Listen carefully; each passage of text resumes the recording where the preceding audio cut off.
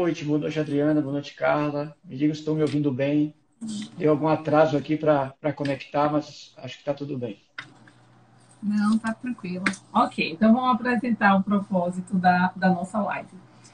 Nós temos a honra de receber o doutor André como o primeiro convidado dessa série de lives, que na realidade tem como público-alvo tanto o radiologista, para que a gente possa alinhar o nosso laudo, para que a gente possa colocar no nosso laudo as informações de fato importantes para a tomada da conduta diagnóstica e que, caso haja uma indicação cirúrgica, esse laudo seja útil para a adequada programação da cirurgia.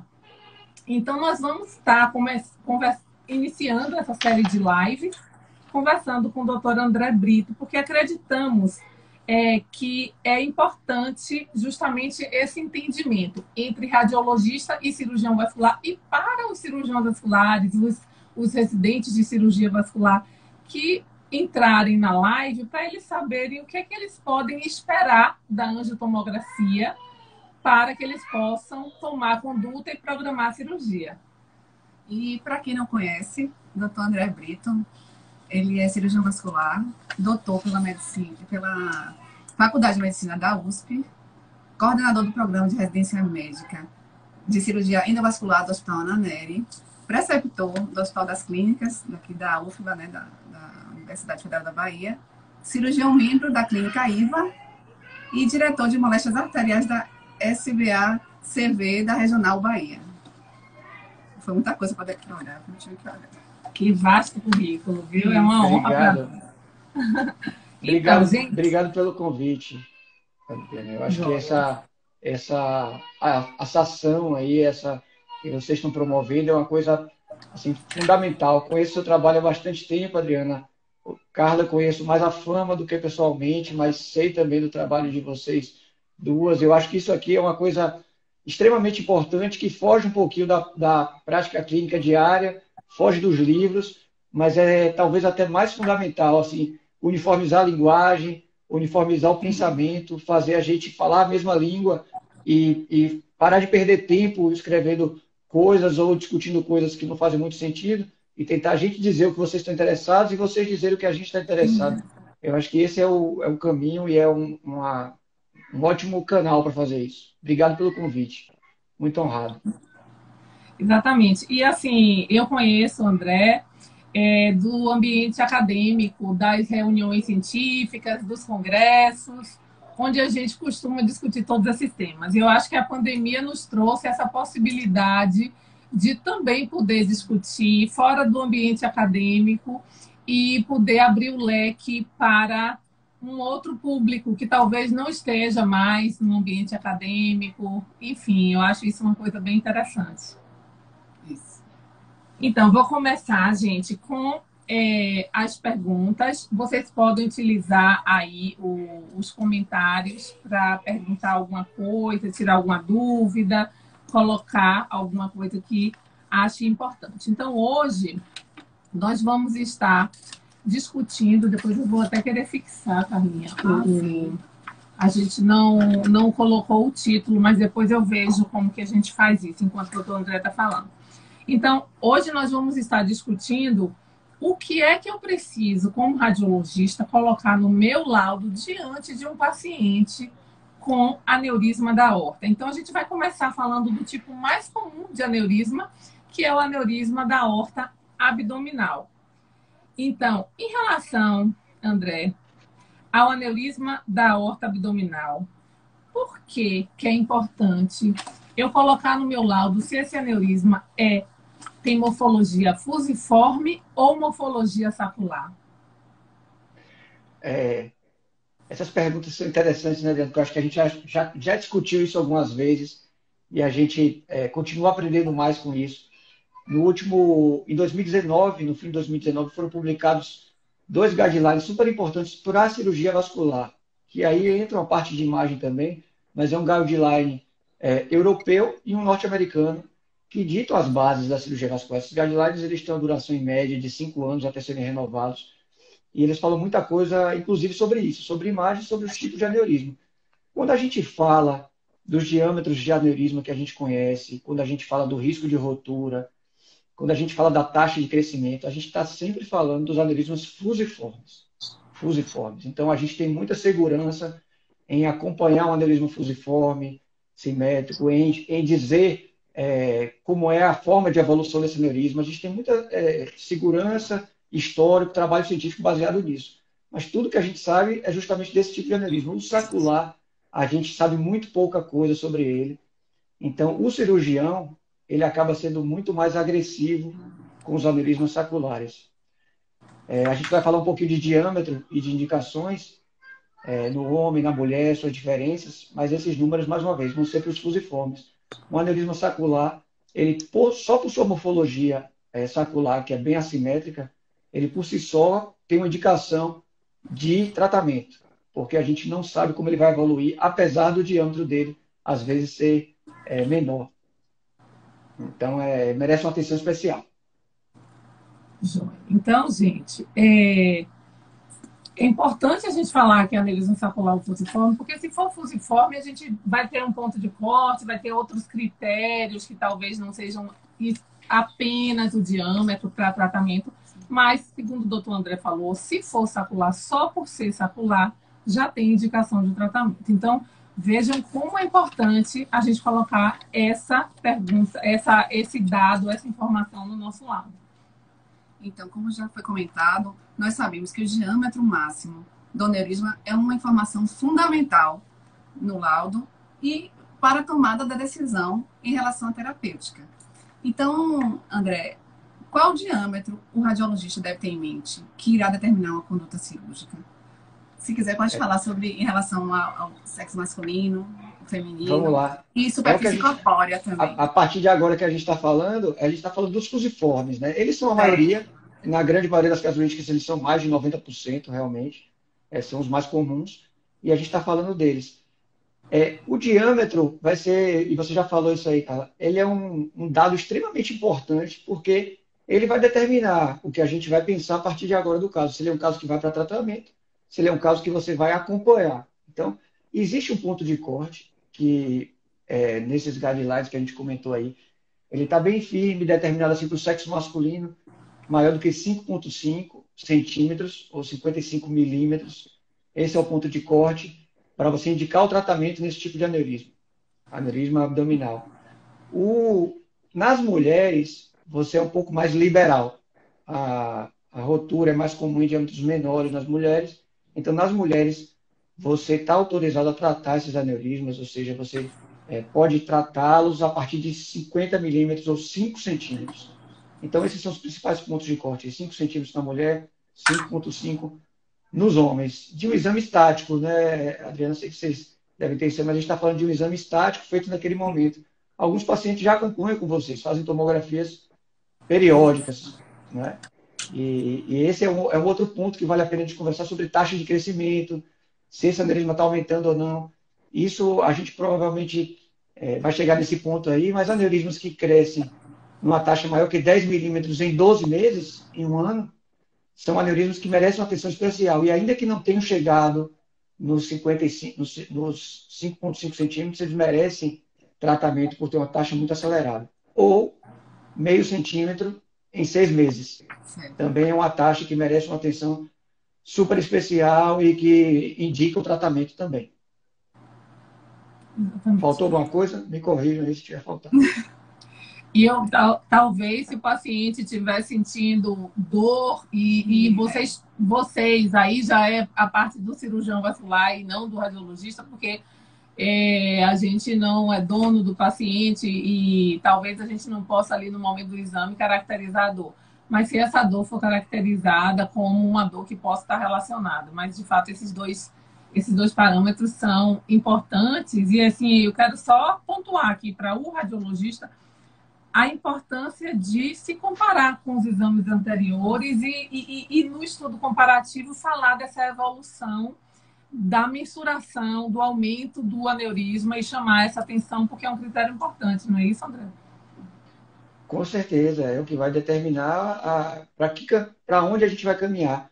Você falou do sintoma, Adriane, e aí é outro ponto que vocês são extremamente importantes nesse processo de decisão, porque a gente, medicina, ela tem aquela coisa da individualização, e isso a gente não vai perder. Eu acho que nós, talvez, seja uma das últimas profissões que vamos ser substituídos por máquinas, porque esse processo de decisão envolve raciocínio clínico, envolve discussão entre colegas, e quando a gente fala do sintoma, muitas vezes a gente chega lá para vocês, na sala de laudos, e pergunta assim, mas dá uma olhada no rim esse paciente, não tem nenhuma causa de outra dor abdominal, esse aneurisma é pequeno, dá uma olhada na vesícula, dá uma olhada do ponto, não acredito que esse aneurisma pode estar causando dor. Principalmente porque a gente está falando, muitas vezes, de pacientes idosos, algumas vezes frágeis, então a gente precisa ter certeza, porque o paciente sintomático, e eu acho que é isso que você estava falando, o paciente sintomático, ele por si só tem indicação, independente desse diâmetro. Algumas pessoas têm sintomas com diâmetros menores, por um crescimento rápido, por uma compressão de estrutura adjacente. Então, se um aneurisma ele causa dor, ele tem indicação. Geralmente, a dor é causada por aneurismas maiores, mas pode sim ser causada por aneurismas menores. Não é matemática, talvez, aneurisma antes de 5,5. Se a gente for para a literatura e procurar as grandes casuísticas, a gente sabe disso. Então, é super importante a gente entender essa coisa da assimetria, do sacular, tentar entender quem são os pacientes que estão mais arriscados de acontecer alguma coisa desse tipo, né? Romper antes do 5,5. Vocês trabalham nessa área e sabem disso, com certeza já viram. Então, a gente precisa ter um extremo cuidado, entender a história clínica, discutir. Essa discussão do cirurgião vascular com o radiologista é uma coisa extremamente importante assim, no processo de decisão. Exatamente. E outra coisa também, para nós radiologistas, é procurar identificar sinais de instabilidade do saco aneurismático, que aí está relacionado à alteração da morfologia desse saco aneurismático, quando ele perde aquele formato circular e passa a ficar mais disforme, ou quando ele tem alguma alteração focal do seu contorno. Sim. Ou quando ele tem alguma alteração da parede, sim, né, algum tipo de lobulação, de sangramento na parede, sinal do crescente, sim, relacionado à parede, ou alguma densificação da gordura periaórtica que possa sugerir algum grau de infiltração ou até de processo inflamatório infeccioso, né? Então, isso é importante também. Com certeza, Adriana. Inclusive, assim, Adriana, deixa eu puxar um pouco a sardinha aqui. Eu fiz pós-graduação num laboratório de biomecânica da aorta. O laboratório era chamado assim. E ele estudava a parede dos aneurismas, a parede dos colos, para entender a resistência dessa parede, os pontos de fragilidade. E eu acho que vocês que fazem a parte acadêmica, lideram essa área, a gente tem uma avenida de crescimento nessa área, de entender quem são os aneurismas que precisam de uma maior atenção, mesmo que pequenos, e outros aneurismas que, às vezes, maiores do que isso, deixam a gente mais tranquilo. Tem uma coisa chamada análise do alimento finito, e que a gente vai poder... É uma coisa muito específica, mas acho que a gente pode conversar disso com mais calma depois, para a gente tentar também entrar nesse projeto do futuro, assim, de entender o que é que vai acontecer com os aneurismas para frente. E eles vão dizer justamente o que você falou. Alterações discretas, mas que causam uma assimetria, que aquele ponto de fragilidade ou não do aneurisma, você está acostumado a lidar com isso e você acompanha pacientes. E as alterações, uma mudança de um exame para o outro, formação de bledos, assimetria, são extremamente importantes nesse processo. Então, gente, fazendo um resumo do que a gente viu até agora, né? Para quem está entrando na live agora, quanto é importante a gente objetivar o que a gente precisa colocar no laudo, para que a gente não coloque nem informação de mais e nem informação de menos. E falando até agora do aneurisma da aorta abdominal, que é o mais comum, né, o doutor André já falou que a morfologia fusiforme, a gente pode acompanhar, existem alguns critérios que indicam o tratamento cirúrgico, como 5 centímetros de um modo geral para mulher, 5,5 para homem. A presença de dor é um fator também que liga o alerta às alterações da morfologia do aneurisma. A taxa de crescimento. A taxa de crescimento. Em um ano de 1 centímetro e meio centímetro, 0,5 em 6 meses, não é isso, André? Corrija se estiver errado. Então, e aí aproveitando que nós estamos falando de diâmetros, de aneurisma, né? Então, diâmetro é um dos critérios da cirurgia, né? E aí vamos alinhar a nossa fala em relação a diâmetros. Os diâmetros importantes são os diâmetros axiais máximos, que são esses que eu acabei de falar. 5,5 para homem, 5 para mulher. Mas existem práticas de falar em diâmetro longitudinal. E aí eu queria que você falasse, André, como que existem algumas especialidades na radiologia, de um modo geral, em outras especialidades, para referir tumoração, por exemplo, que a gente costuma falar, nós radiologistas, diâmetro antero-posterior, transversal e longitudinal. E algumas pessoas estendem essa prática para a imagem vascular, para o diagnóstico vascular. Então, eu queria que você falasse como essa prática de referir o diâmetro longitudinal de aneurisma pode interferir no seu dia a dia, na sua labuta com o paciente. Eu acho que o objetivo é a discussão prática mesmo, né, dizer do que acontece. E, para ser muito sincero, você saber o diâmetro dele, o comprimento do aneurisma, ele não interessa em praticamente nada no planejamento cirúrgico, na programação. Não é importante para a gente na indicação. Tudo que a gente falou aqui foi de diâmetro transverso, de acordo com o eixo axial do aneurisma. Mas a gente percebe, assim, há muitos anos que eu vejo isso, e não são poucas vezes, esse dado no laudo, ele causa uma confusão tão grande entre médicos que não são especialistas, mesmo entre médicos vasculares. Hoje em dia, com as mensagens em fazer chegar mais rápido, muitas vezes a gente recebe mensagem, está chegando um aneurisma de 12 centímetros, está vindo de 11 centímetros, e o aneurisma chega e todo mundo vai com calma, um aneurisma de 4 centímetros de diâmetro axial, e tem, na verdade, esse diâmetro longitudinal, o comprimento dele de 12 centímetros. Se eu puder falar assim, eu não sei se eu posso falar por todos os cirurgiões vasculares, não posso, mas por mim, esse diâmetro seria extinto dos laudos, Adriana. Eu não sei se eu estou sendo muito radical, mas eu te confesso que ele não ajuda no planejamento e atrapalha. Para não ser tão radical assim, eu vou dizer um dado que ele ajuda no planejamento cirúrgico do tratamento endovascular, que é a distância ou comprimento da artéria renal mais baixa até a bifurcação da aorta. Esse é um dado extremamente importante no planejamento cirúrgico de um aneurisma pela técnica endovascular, que é diferente do comprimento do aneurisma. O comprimento do aneurisma ele realmente não ajuda e costuma causar essa confusão, não raras vezes. Você com certeza já viu isso, Adriana, Carla também já deve ter visto, e isso causa alguns transtornos aí, às vezes, de comunicação, e isso é bastante comum. Não sei se foi muito radical, mas foi a mensagem que eu tentei passar aí, cara. Então, gente, só para concluir, então não vamos falar de diâmetro longitudinal, vamos falar de diâmetros transversos máximos e de extensão do aneurisma. Extensão eu costumo dar, apesar de que, né, eu costumo dar a extensão do aneurisma, apesar de que não é um dado que você utilize para determinar a conduta terapêutica, mas pelo menos... Se a gente trocar esse nome por extensão, acho que já ajuda, meu Deus. Se vocês estão falando de diâmetro longitudinal, já ajuda muito. E só mais uma coisa, o trombo, ele deve ser incluído isso que eu ia falar. Na medida do aneurisma, que faz parte, né? Faz parte do saco aneurismático. Então, você mede de parede externa a parede externa e você vai referir esse diâmetro máximo. Mas existe também uma prática, e eu queria que você falasse a respeito disso, de medir a espessura do trombo ou o diâmetro da luz, que não é relacionada a trombo, e até de referir que não existe estenose associada. E aí eu queria que você falasse um pouquinho a respeito disso. Tem duas mensagens interessantes do trombo. Uma é essa, que o diâmetro para a gente da luz, né? Da luz não interessa muito, na verdade, ali. É uma imagem parecida com o que era feito com as angiografias, né? Quando tem muito trombo, ele não mostrava o diâmetro de verdade, mostrava só a luz, a angiografia.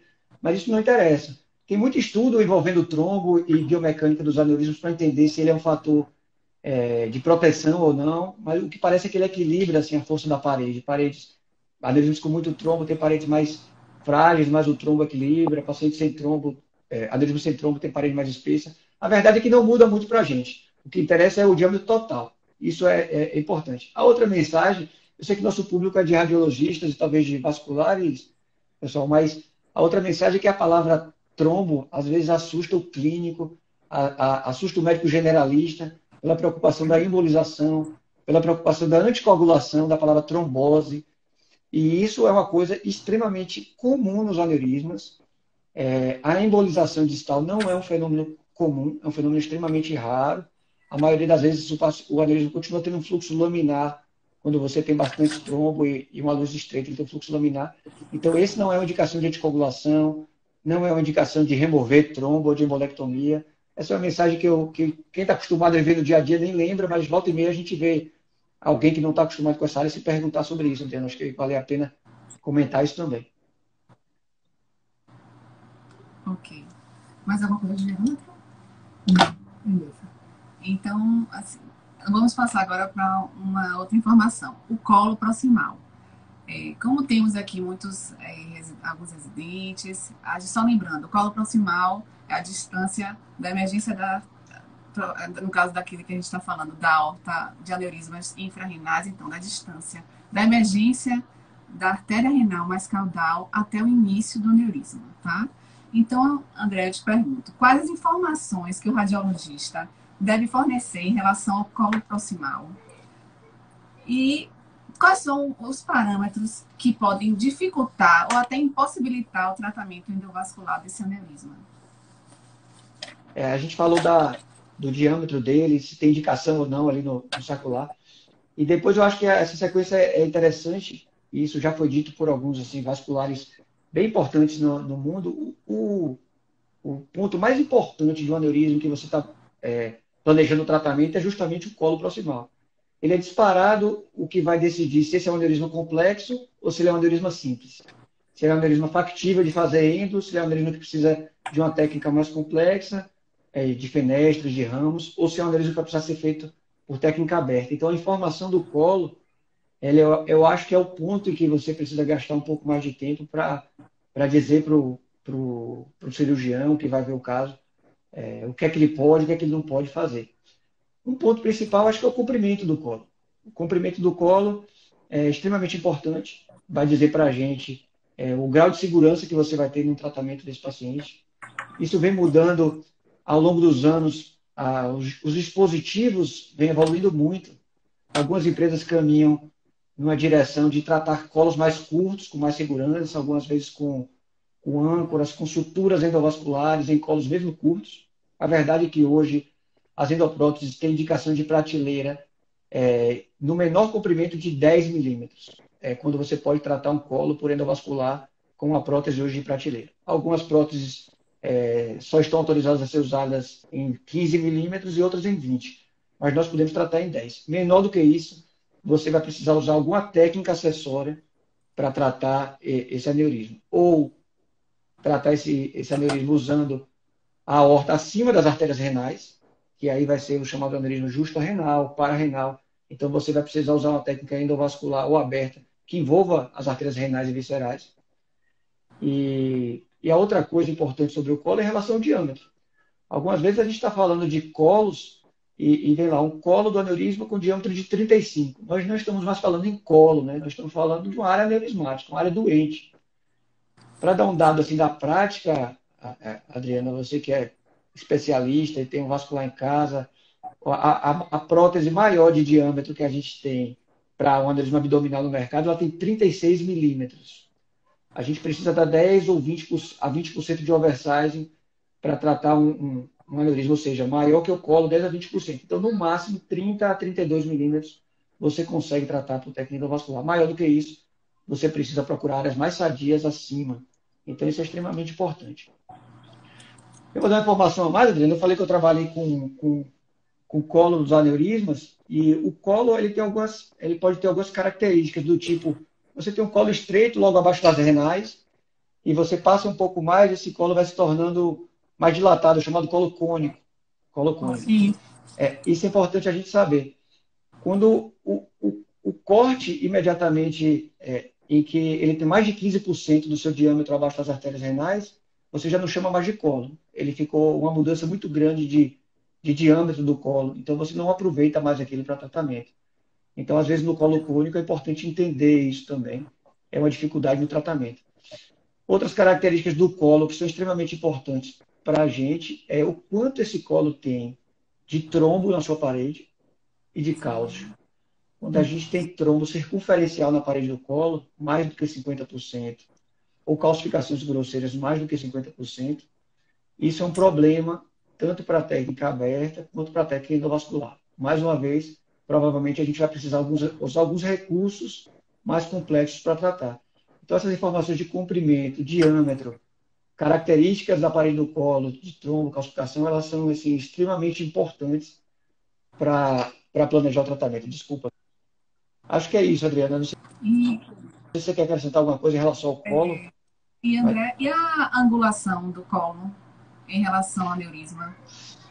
Com certeza. Mais uma informação importante. Mais uma vez, isso é uma coisa que vai evoluindo junto com os dispositivos. E aí a gente tem o que no mercado quando a gente pensa como cirurgião vascular? A gente tem dispositivos que não toleram angulações maiores do que 60 graus.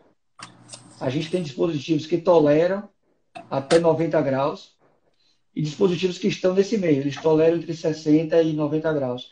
Então perceba que se a gente tem um colo de um aneurisma que ele passa de 45 ou passa de 60 graus, a gente tem mais uma vez um aneurisma complexo. Então essa angulação ela é extremamente importante também. Isso torna mais difícil o tratamento, precisa tomar mais cuidado no planejamento cirúrgico. Então, assim, resumindo então, André, nós radiologistas nós temos que falar do diâmetro do colo proximal, a extensão, a presença de trombos ou placas calcificadas, a morfologia do colo, se é cônico, se é cilíndrico, e por último a angulação. Não é isso? Faltou alguma coisa? Sim, eu acho que com essas informações a gente consegue ter uma boa segurança para o tratamento aí, entender pelo menos a direção que a gente vai tomar. E falando ainda em colo, né? Você colocou, André, que hoje em dia a gente tem próteses que conseguem tratar um colo tão curto quanto 1 centímetro, né? 10 milímetros. Tem outras próteses que tratam de um colo de no mínimo 15 milímetros e outras que tratam colos de no mínimo 20 milímetros. No caso de um aneurisma que tem um colo mais curto, né? Um aneurisma justa renal ou que envolva a emergência das artérias renais. Então, nós, radiologistas, que outro tipo de dado diferente que a gente tenha que fornecer no laudo, que fuja disso que a gente está conversando aqui, que iniciou-se pela avaliação do colo proximal, que, como você falou, é o parâmetro mais importante nos aneurismas que tem colo. Vamos lá, aqui mudou um pouquinho, né? Na verdade, continua sendo o parâmetro mais importante do tratamento o colo do aneurisma, a área de selamento. O que aconteceu é que ele não tem um colo infrarrenal, mas o colo que a gente vai utilizar mudou de posição. A gente vai utilizar um colo suprarrenal, ou um colo supramesentérico, ou supracelíaco. Então, a gente precisa entender a qualidade dessa aorta acima do ponto do aneurisma. Se a gente tem um aneurisma que ele está iniciando imediatamente abaixo da artéria renal, a gente vai precisar de detalhar um pouco mais as informações das artérias renais para cima. E aí os aneurismas se tornam extremamente complexos nesse território, porque o planejamento aí ele vai ser extremamente detalhado para próteses fenestradas, ramificadas no tratamento endovascular ou no tratamento aberto. Eu estou falando muito de tratamento endovascular porque é notório que a grande maioria dos casos hoje em dia, a tecnologia avança muito rápido, é menos invasivo, os resultados são mais reprodutíveis. Então, eu falo disso de pensar no tratamento endo, mas aí entra o ponto de entender a diferença de altura entre artérias renais e mesentéricas, porque a gente vai entender se a gente vai poder tratar passando somente as artérias renais. Artérias mesentéricas que se encontrem muito próximo, com distâncias menores que 1,5, 1 centímetro das artérias renais, vão ser envolvidos nesse tratamento. Então, a gente precisa saber essas distâncias entre as artérias viscerais. O diâmetro das artérias viscerais toma uma importância maior nesses casos, porque quando a gente está falando desse tratamento, a gente está falando de uso de stents revestidos para essas artérias. Então, o diâmetro das artérias viscerais ganha importância. E a gente precisa entender também se a gente tem artérias renais duplas ou triplas, para entender a complexidade do aneurisma, que a gente não estava tão interessado nisso quando a gente estava falando do infrarrenal. Quando a gente vai usar esse colo, a gente precisa saber todos esses detalhes das artérias viscerais, artérias renais, mesentérica e tronco celíaco. Excelente, excelente. É impressionante, André, como a gente vai acompanhando a evolução, né, da medicina e, assim, houve uma época que esses pacientes sem colo proximal abaixo das renais ou com aneurisma que estendia, se acometia a topografia das renais, que se pensava até num tratamento híbrido com implante de endoprótese e reimplante, anastomose, e assim como nós conseguimos evoluir com essas endopróteses fenestradas, né? E aí eu pergunto, isso de fato é uma realidade ampla, assim, que esteja assim disponível a próteses, tanto no setor público quanto no privado, como que está essa questão hoje em dia no nosso meio da possibilidade de oferecer um tratamento endovascular com endopróteses fenestradas? Isso foi ficando claro com o passado, com a evolução da cirurgia endovascular, que ela tinha vantagens assim muito gritantes em relação à cirurgia aberta, de rápida recuperação nesses pacientes idosos. E o avanço, ele começou esse avanço, Adriana, com dois tipos de próteses. As fenestradas, que é simplesmente um buraco ali na prótese, onde você encaixa ela na região da artéria visceral, ou seja, na região do colo. Aneurismas em que tem a artéria dilatada na região da visceral, você usa um ramificado, ou seja, você tem um cotozinho, um ramo para usar a prótese. Então, são próteses fenestradas ou ramificadas, são os que tratam esses aneurismas complexos. No mundo, esse processo de evolução ele aconteceu assim, com modificação pelos próprios cirurgiões. Eles modificaram próteses feitas para o abdômen e faziam as fenestras na mesa e usavam e começaram a ter bons resultados. Depois, as próteses começaram a ser feitas sob medida para cada caso. Essa variação de onde está saindo a artéria renal, mesentérica e tronco celíaco, elas são muito peculiares de cada paciente. Então, as próteses eram feitas sob medida. Você manda a tomografia, com todos esses detalhes que a gente falou, é feita uma prótese sob medida para aquele paciente e é implantada. Foi percebido com o tempo que há um padrão, apesar da variabilidade, existe um padrão, em 70%, 75% dos casos, existe um padrão que pode ser usado em próteses chamadas de prateleira. Então, é uma prótese pronta, que está nesse momento no distribuidor, e se aparecer um caso de emergência, um caso que se adapte, você pode usar essa prótese sem que ela seja confeccionada para esse paciente. O que é uma revolução, ainda mais para a gente, que essas próteses são fabricadas geralmente na Austrália. Precisa mandar a tomografia para lá, precisa ser validada. Esse é um processo que demora, às vezes, 4 meses, 5, 6 meses. Então, a prótese de prateleira ela revolucionou.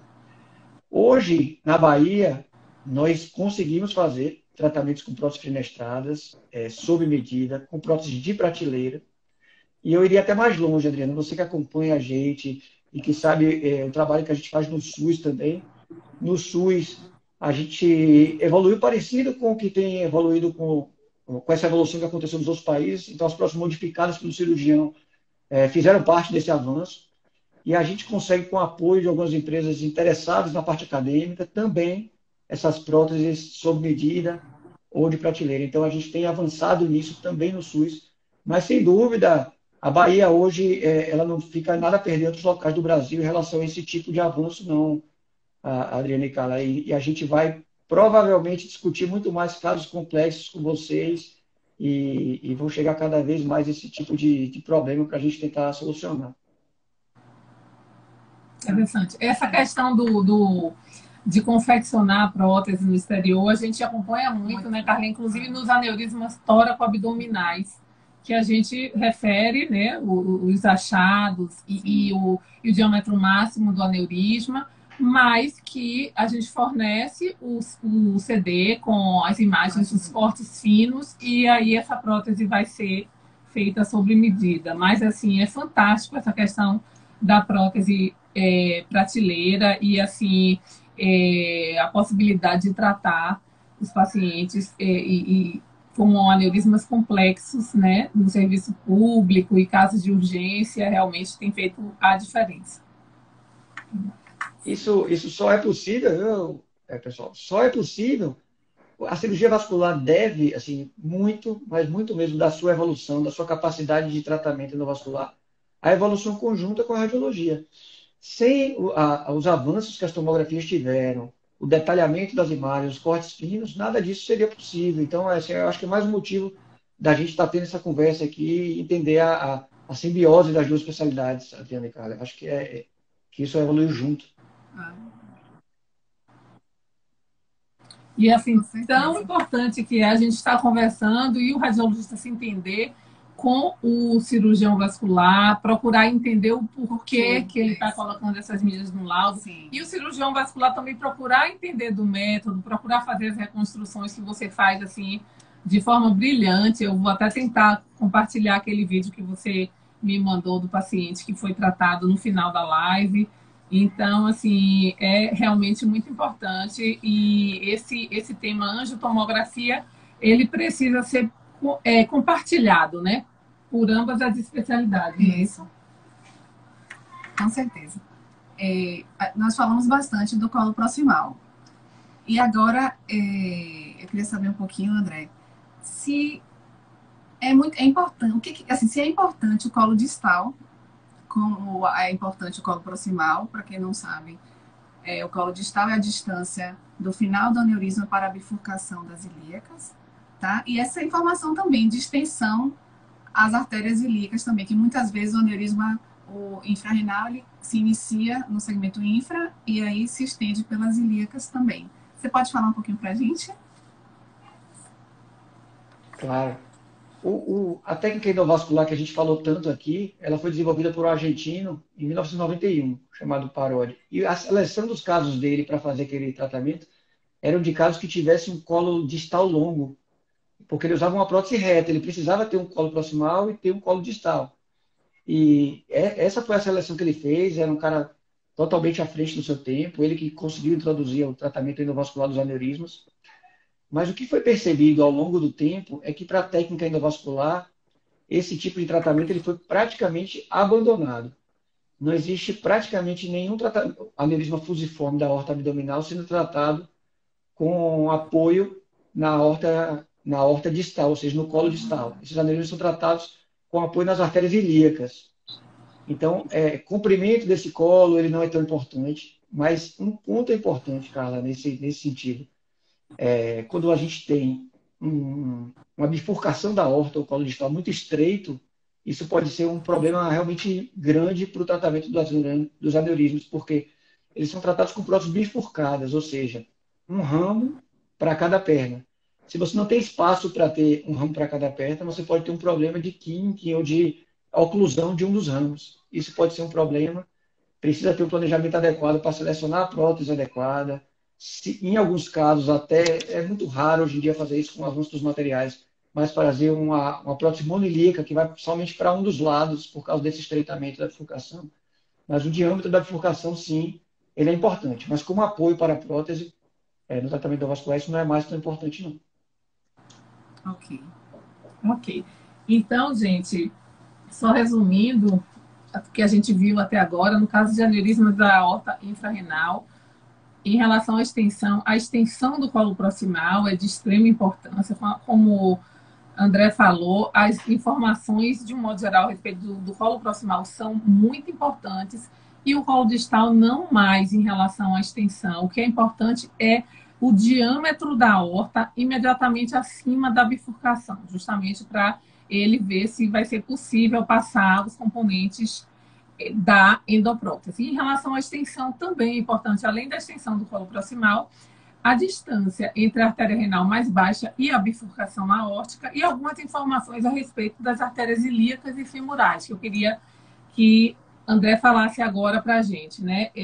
A respeito da importância das ilíacas e femorais. Que informações precisam constar no laudo para te ajudar a programar a cirurgia? A gente deu tanta importância para o colo proximal, né? Parece que não é importante as ilíacas, mas é super importante. Assim, o apoio proximal da prótese vai ser lá em cima, mas a gente precisa saber onde a gente vai apoiar essa prótese embaixo. Se o aneurisma é só da aorta, a gente espera que as ilíacas comuns sejam normais ou não aneurismáticas. Então, provavelmente vai ser uma prótese bifurcada que apoia nas artérias ilíacas comuns. Se a artéria ilíaca comum é doente, se você tem um aneurisma na artéria ilíaca comum de um dos lados ou dos dois, a gente vai precisar apoiar essa prótese provavelmente na ilíaca externa. E a interna a gente vai precisar fazer um planejamento. Se a gente vai salvar ela com a prótese bifurcada para a ilíaca interna, se vai precisar de uma embolização. Então, continua sendo importante a gente entender o que está acontecendo com as artérias ilíacas comuns e artérias ilíacas internas. Passando para as artérias ilíacas externas e artérias femorais, o aneurisma da artéria ilíaca externa é extremamente raro e a importância dela diz respeito à passagem dos materiais. Artérias ilíacas externas e femorais comuns com calcificação estreitas, que não permitam a passagem do material, elas precisam ser percebidas no planejamento. Perceber isso durante o procedimento é uma coisa extremamente temerária e pode levar a complicações realmente graves. O acesso, e eu costumo conversar isso com os colegas, com os residentes, é o calcanhar de Aquiles do cirurgião endovascular, é onde muitas vezes ele não dedica tanta atenção e é fundamental. Assim, quando a gente está falando desses dispositivos, Adriana, a maioria deles tem em torno de 18, no máximo 20 frentes, ou seja, 6 milímetros, 6,6 milímetros. Então, a gente precisa ter noção do diâmetro dessas artérias ilíacas externas. Às vezes, mulheres têm artérias ilíacas externas muito finas e a gente precisa saber disso antes de passar o material e saber que ele vai progredir. Sobre a femoral comum, eu gostaria de dar só mais um dado, Adriana, que assim, hoje o tratamento percutâneo, que é sem cortes, simplesmente por punção, ele tem ganhado cada vez mais espaço. Tem um mecanismo chamado sutura portal, dispositivos de, às vezes, de 22 frentes, 24 frentes por punção, mas a gente precisa saber muito bem a artéria femoral comum que a gente está trabalhando. Além de diâmetro, calcificação, parede anterior e outra coisa que a gente não falava por muito tempo, Adriana, a altura da bifurcação da femoral comum. Femorais comuns com bifurcação alta são uma contraindicação ao uso desse dispositivo, porque você vai acabar usando ele muito alto e a maioria das vezes as artérias femorais superficiais não toleram. Então, algumas coisas que a técnica vem evoluindo e que vão ficando mais importantes para a gente. Então, não só a característica da femoral comum, como a altura da sua bifurcação é um dado super importante para a gente. Que parâmetro a gente utiliza para falar dessa altura da femoral comum, André? Você quer que reparo anatômico? O reparo anatômico que chama a atenção para a gente é o ligamento inguinal. Geralmente, na tomografia, a gente consegue perceber isso pela cabeça do fêmur. Se a gente tem bifurcações muito próximas da parte proximal da cabeça do fêmur, ou acima disso, a gente tem um cuidado triplicado, ou seja, é uma área não compressível, é uma área em que a artéria faz uma angulação posterior, mergulhando na pelve, então já não é tão seguro o uso desse dispositivo em artérias com inclinação muito grande, porque você não tem a mesma segurança. Então, essa altura do ligamento inguinal é extremamente importante para a gente. Ok. A gente já passou da metade aqui do tempo, mas assim, a gente não podia deixar de falar nada da aorta torácica, né? Tanto aneurisma só de torácica quanto aneurismas tóraco-abdominais. André, o ponto de corte para indicação cirúrgica difere muito dos aneurismas abdominais e tem a mesma importância o colo proximal e o colo distal. Eu acho que ficou grande, né? Mas... Não, é super importante. Assim, a técnica endovascular, ela deu passos muito largos no abdômen e rápidos, assim, com essa técnica de modificação. Na aorta torácica, apesar da técnica endovascular ter superado em muito a técnica aberta, e ela praticamente acabou com as discussões. Assim, o trauma cirúrgico da cirurgia aberta do aneurisma torácico, ele era muito grande. Ele provocava isquemia visceral pelo clamp, ele leva a uma toracotomia. Então, a endoplastia torácica ela ganhou muito espaço. Mas, ao mesmo tempo, a evolução dos dispositivos perto do arco aórtico foi um pouco mais lenta. Ela está acontecendo ainda nesse momento. A gente vai esperar alguns anos para ver as próteses que possam aproveitar colos muito curtos, próximo da artéria subclávia, da artéria carótida, ou que envolvam o arco aórtico. Então, é importante sim o colo. Os comprimentos, eles são também, dependendo do dispositivo, entre 1,5 e 2,5, a maioria deles 2 centímetros de um colo sadio. A gente vai falar, quando a gente for para a aorta torácica, um pouco mais sobre dissecção, E aí é uma nova discussão, né, Adriano? A gente pode passar horas aqui falando sobre síndrome aórtica aguda, sobre dissecção.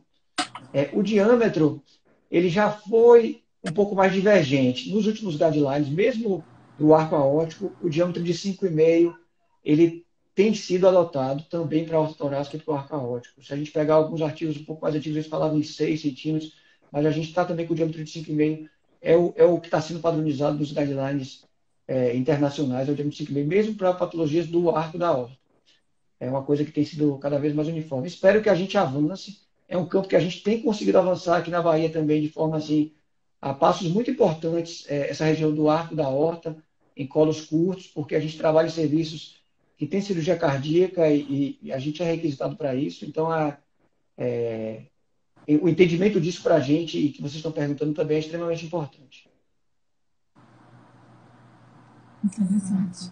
Gente, eu vou só ler aqui algumas perguntas antes da gente concluir. Tem mais uma questão que eu queria que o doutor André falasse a respeito do segmento pós-operatório.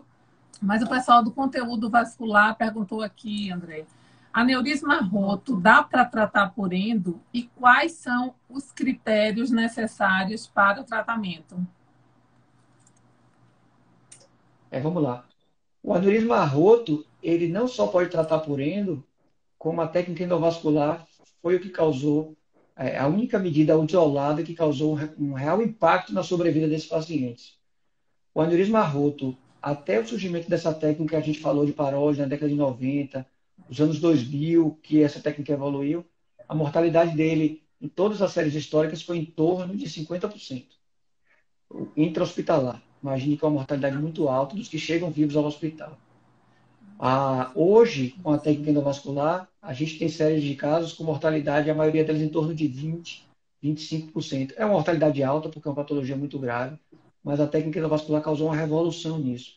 A técnica endovascular possibilitou o aneurisma roto ser tratado com cirurgia local, já que é feito com acesso somente nas inguinais, na virilha. A agressão cirúrgica não necessita de um clamp de aorta, então esses pacientes são submetidos a uma agressão muito menor. Então é possível sim. Inclusive, Adriana, e aí é um tema interessante, inclusive os instáveis, os pacientes com hipotensão, eles, na verdade, são talvez os que tiveram o melhor benefício da técnica endovascular. Entrando um pouquinho na seara de vocês, o mesmo paciente instável que foi percebido na literatura é que os centros de referência, mesmo nos instáveis, tiveram resultados melhores quando esse paciente passava pela tomografia. O paciente instável era feita a hipotensão permissiva, era feita a angiotomografia, que é um exame rápido, que já tinha um protocolo bem estabelecido, e ele, durante o transporte para a sala, era feita aquela medida da prótese, era entendido se tinha um colo proximal, por que lado era melhor subir a prótese. Mas isso era, na verdade, um ganho de tempo em você descobrir tudo na sala, com injeção com pigtail, para descobrir se tinha colo, para você angular e descobrir qual é a melhor angulação. Então, entrando um pouquinho no campo de vocês, esse exame feito mesmo nos instáveis, e aí entra mais uma vez a sincronia das duas especialidades, ele é extremamente importante para esse resultado.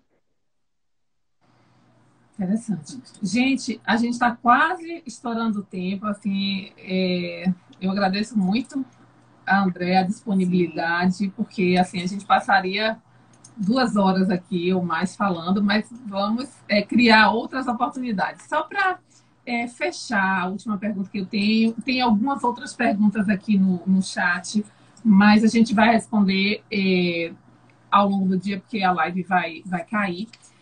Nós falamos até agora de tratamento, né? Então, no paciente que foi submetido a tratamento endovascular, a gente falou até agora de programação para o tratamento.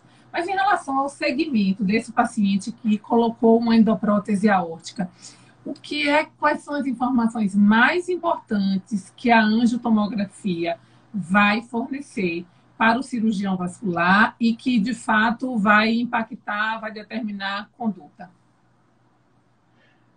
Isso aqui, eu acho assim, mais uma vez falando que eu conheço muito da sua experiência, o seu contato com o Lucas, eu acho até uma deslealdade mandar um aneurisma para o radiologista com a endoprótese ali dentro, sem explicar exatamente o que é que tem ali dentro, porque são tantas nuances de cada endoprótese, são tantas, digamos assim, cascas de banana que a gente manda para o radiologista, que eu acho que a gente tem que ter uma conversa direta, que a gente tem que explicar do que se trata, a começar pelo colo proximal. Muitas vezes a gente tem prótese com free flow ou sem free flow, ou seja, nós vamos ter metal acima das artérias renais ou mesentérica, que na verdade não são revestidos por tecido. Então as artérias estão perfundidas, a gente está vendo metal e logo abaixo a imagem na tomografia é de metal também, mas tem tecido ali, ou seja, não está tendo vazamento. Esse é um ponto assim, que eu acho que a gente precisa se comunicar, a gente precisa explicar o que está acontecendo.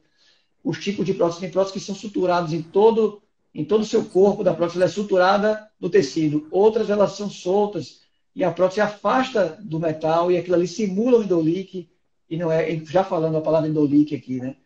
Endolique é a palavra assim, que nos liga ao pós-operatório da aorta. O endolique é o vazamento, é o endovazamento. Então, você descobrir se tem fluxo de sangue fora da prótese é o principal dado no pós-operatório. Saber se você tem fluxo de sangue dentro do saco anerismático e fora da prótese.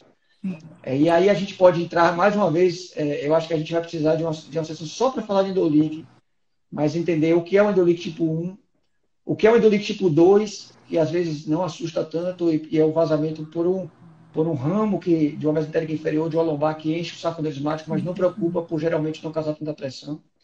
Saber se é um endolique que está sendo acompanhado desde o primeiro exame ou se é um endolique que surgiu tardio. Isso é extremamente importante para a gente. Endoliques tipo 2 dificilmente surgem de forma tardia. É bom a gente saber se são endoliques do tipo 1, ou seja, vazamentos proximais ou distais, ou vazamentos de conexão. Então, esses dados, eles são, assim, eu acho que é o dado mais fundamental, é esse, assim, é saber se você tem fluxo e diâmetro, né?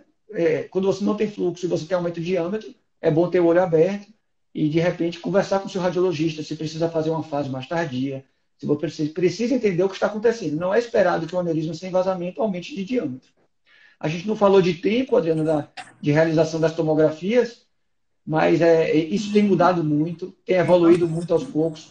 O dado que nos guiou por muitos anos era de uma tomografia com 1 mês, uma com 6 meses, uma com 1 ano, e a partir daí anual pelo resto da vida do paciente. Tem literatura já hoje mostrando que a gente não precisa ser tão agressivo assim com o uso de contraste e de radiação. A gente, em aneurismas que você tem segurança no controle, a gente pode ser um pouco menor, mas são detalhes que eu acho que a gente vai conversando e vai ajustando isso aí. Ótimo. Ótimo. Gente, André, eu quero agradecer muito a sua disponibilidade. Assim, para mim, foi assim, bastante esclarecedor. A gente realmente conseguiu sintetizar tudo o que de fato é importante constar no laudo para que isso auxilie na melhor condução clínica do paciente. Nós vamos, inclusive, a gente anotou tudo direitinho, vamos, inclusive, fazer um post para isso ficar bem esquematizado, para as pessoas poderem salvar. E eu queria tentar compartilhar um caso belíssimo que você me mandou. Será que eu consigo, Carlinhos? Que eu não estou vendo aqui a parte que coloca foto. Enquanto vocês vão compartilhando, eu quero dizer que eu agradeço também, Adriana. Assim, para mim é uma satisfação muito grande, sou fã do trabalho de vocês. Eu acho que o que vocês fazem é fundamental, não está no escopo do trabalho diário e é fundamental a gente entender a importância disso, do que a gente está fazendo, do que a gente está conversando. Agradeço muito o convite, estou muito feliz de estar aqui. Já estou com vontade de voltar, achei que faltou tanta coisa para a gente conversar e queria estar conversando mais. Muita coisa. Quero desejar boa sorte para vocês, dizer que contem comigo e que foi muito legal. Obrigado pelo convite. Foi ótimo mesmo, porque realmente eu não tinha conversado diretamente com você ainda também. A Adriana tem é muito mais fácil para ela lá nas clínicas, né? Tá nesse contato direto aí, um aprendizado diário. Mas a gente aqui no nosso perfil, a gente pode ter esse tempinho e aí com certeza você vai voltar para só acrescentar mais informações para a gente e você é sempre bem-vindo aqui. Então, eu não consegui compartilhar a imagem, mas vou lhe pedir permissão para colocar isso no nosso story agora, depois da live, que é um caso belíssimo, que tem o pré e o pós-tratamento. Muito obrigada, André, pela oportunidade da gente disseminar esse conhecimento, fazer o que a gente faz no ambiente acadêmico aqui no Instagram para pessoas que, de repente, a gente nem conhece, que estão em lugares mais distantes e fora do ambiente acadêmico. Muito obrigada. Obrigado, eu agradeço. E até a próxima. Tchau, até a próxima. Tchau, tchau, gente.